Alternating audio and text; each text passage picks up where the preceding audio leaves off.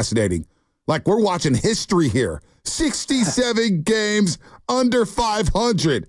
How the hell did we get to this point with the Chicago White Sox? You guys are watching something historic right now, Matt. Good morning. Yeah. Good morning, Bonte. Good morning. Look, this team is a remarkable achievement in suck. Just incredible. And what they've done to get here is amazing. But first of all, going to California is an absolutely exquisite track. I think of it more like Tom Glavine, like change-ups on the outside corner, just dancing there and tantalizing the righty power hitters who can do absolutely nothing with it. Okay, so that I'll defend that track to my dying day. He's a cultured man.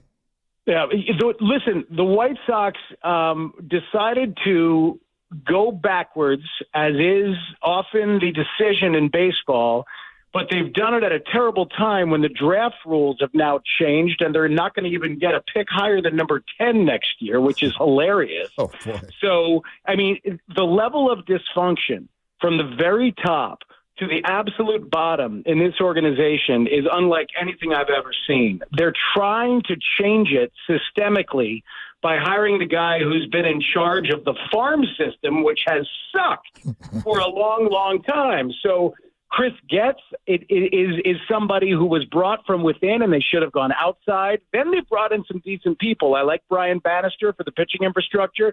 I kind of like Josh Barfield. But that's like two people in the front office who might help reshape things a little. Meanwhile, on the field, it is worse than anything you have ever seen. But think of it this way, guys. If the Tampa Bay Rays on the field are a product of the health of that organization for the last 15 years, the Chicago White Sox right now on the field are a product of the dysfunction of this organization for the last 20 years. It's been an absolute debacle, and they deserve to be as bad as they are in every possible way. Have you seen the documentary on Netflix, The Saint of Second Chances? Oh, absolutely. And Mike Veck is a brilliant man, and I would love the Veck family to get back in charge of the White Sox somehow, some way. Well, The reason why I ask is I didn't know a lot about the White Sox history, and other than the Black Sox scandal and 8 men out and things like that, and some of the funky uniforms. But watching that documentary, I was thinking to myself, like, we got the A's here, and the way that they've been run over the last 15, 20 years, it's like they don't even exist, even though they were at one time the number one team in the market for a long time. At any point, have the White Sox been, one of the top draws in Chicago when you like Bears, and I know there's the Blackhawks and the Cubs, and there's a lot going on, but like, have they always been third, fourth fiddle? It's a small and passionate fan base, a bit of a cultish kind of fan base. When they're good, they get a ton of play, but they have always had this little brother chip on their shoulder with the Cubs that they come by honestly. Like, we can go all the way back. Literally in 1865, when Charles Comiskey was allowed to bring his team to Chicago from Minnesota, he was told he couldn't go north of 35th Street because of the other team in town. That's how far back this thing goes. Wow. There's a place downtown called the Chicago Athletic Association, and guys on that board in the 1900s, the first decade of the 1900s, Spalding, Wrigley. These are names that right? They wouldn't let Charlie Comiskey in. So, like, this little brother thing that the White Sox have had, they come by honestly, and it exists forever. It's a very thin-skinned organization and always has been. But when they're good, they get play, man. And I love when they're good. I host a show Sunday mornings in this two-team baseball town. I love when both teams are relevant. I want it to be there. I cover them like crazy when they're good. And when they're bad, I cover them when they're bad. And at a certain point, you stop covering them when they're apathetic. Let me answer your question about a moment when they were on top of the world. Early 80s, 1983, they win the division. Tony La Russa is the manager. Mm-hmm. Jim Leland is the third base coach. Wow. Dave Dombrowski is in the front office working for Roland Hemond, who was a genius in his own right? And you've got, in 1984, Hawk Harrelson was hired as general manager because Jerry Reinsdorf loved Hawk Harrelson. And there's a pattern that goes through here, which is Jerry doing whatever he wants. The White Sox are Jerry's vanity project, okay? And they always have been. So he hires Hawk Harrelson. Hawk Harrelson trades Bobby Bonilla away in 1984, okay? He fires Tony La Russa, who, of course, takes Jim Leland. Jim Leland gets gone as well. He fires Dave Dombrowski. Dave Dombrowski has since won World Series with the Red Sox, and he's gone there twice with the Phillies. He went there with Detroit. He won a World Series with the Florida Marlins. Dave Dombrowski is going to the Hall of Fame. Tony La Russa is in the Hall of Fame. Jim Leland is in the Hall of Fame. Hawk Harrelson fired all of them as empowered by Jerry Reinsdorf.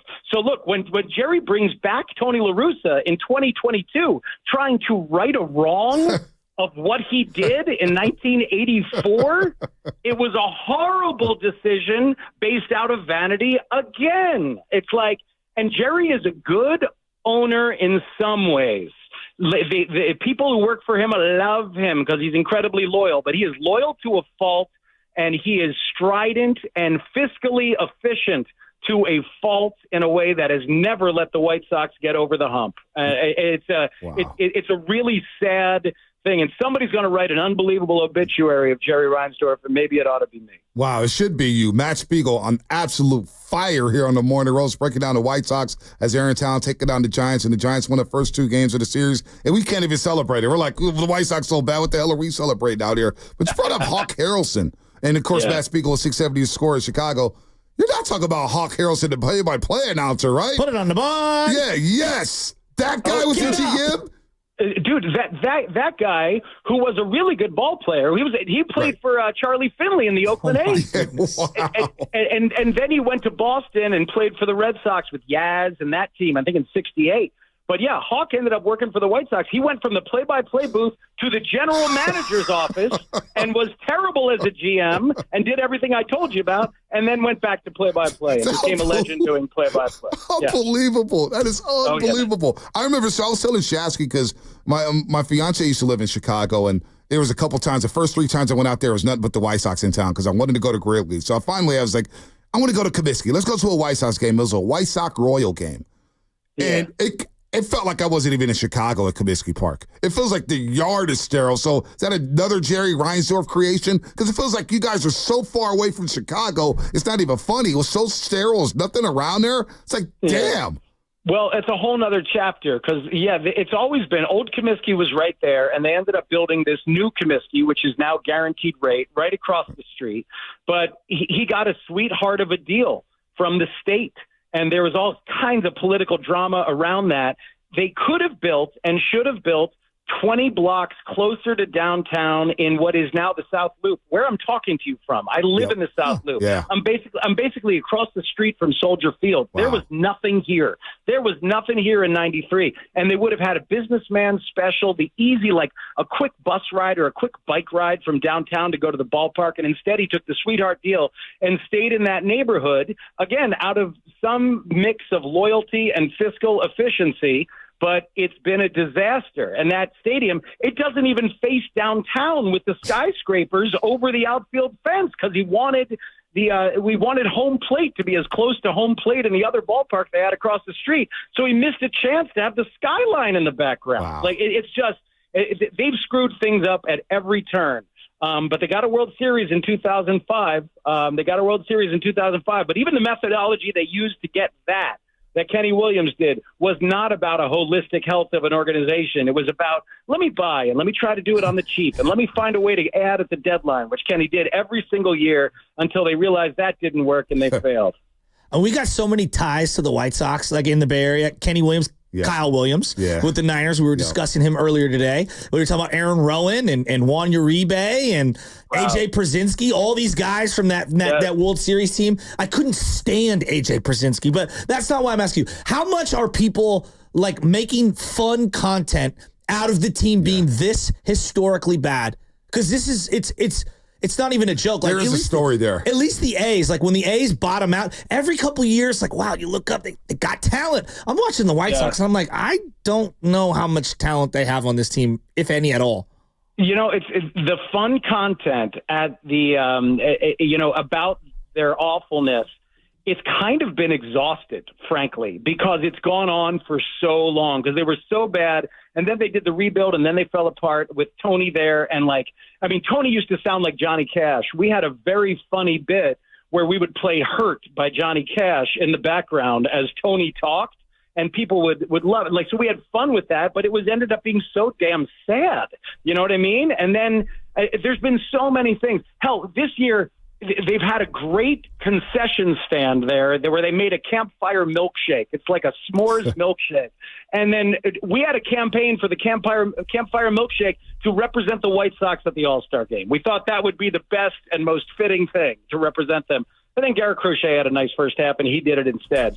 But people are exhausted by how awful they are, and now everything is turned to Caleb Williams, baby. I mean, here upstairs, because the Cubs have been frustrating. The Cubs season has been like one big taunting penalty where they good for 2 days and then they're bad for the third day, and the Blackhawks are rebuilding. The Bulls have been a debacle, and now they're rebuilding. But here come the Bears and Caleb, baby. Is he? I know you got a young phenom on the hockey team, but is he the biggest? This is football. Is he the biggest star since Derrick Rose in the city? Who, Bedard or Caleb? Caleb. Oh, yeah, dude, Caleb. This town is in a love affair with what is he, 21, 22? Yeah. This town is in a love affair with this guy. It's like the way he talks about it, the way he thinks the game, the way he processes the game is so elevated from anything we've experienced. And then, oh, by the way, he's had moments in the first two preseason games where it looks unbelievable, and not just the Mahomes improvisation, but the stuff in the pocket. All of it has looked incredible. And you got to understand, this town has never had a 4,000-yard passer. This town has never had a 30-touchdown passer. That's insane.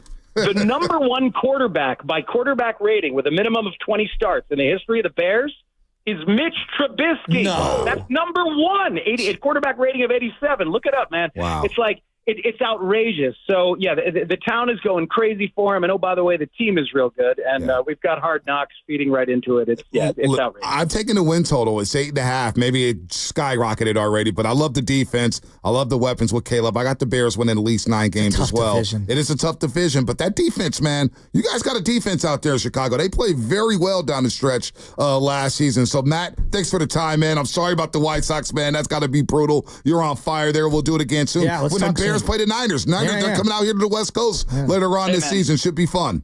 It sounds good. And then I got some stories about your boss, Matt Nahagan, I'd love to share on the air. Oh, time out. No. Before you go. I got to go. Gotta go. No. Why, you want one? Yeah, want one? look. All right. One time, Matty, when very stressed because he was running Sporting News Radio as a young man, he was in charge of a massive undertaking, and he was clearly stressed. And I went out back to our parking lot where he would sometimes go for a cigarette. A heater. Oh yeah.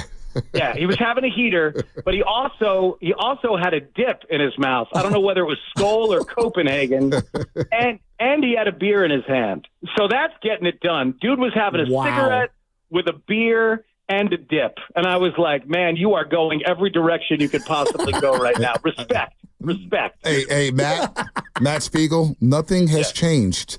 Nothing has changed at all. He's still that same stress cadet walking around here. Look. Oh, we got to hit the brakes. He's just like, dude, just take a lap. Yeah. Just chill. Yeah. Matt, we'll do it again. You're good people. All right, guys, give him a pack of Skull Bandits on me. I'll reimburse. Absolutely, man. Absolutely, Matt Spiegel. 60-70 to score. Chicago Afternoons on the Score. Really on fire here. But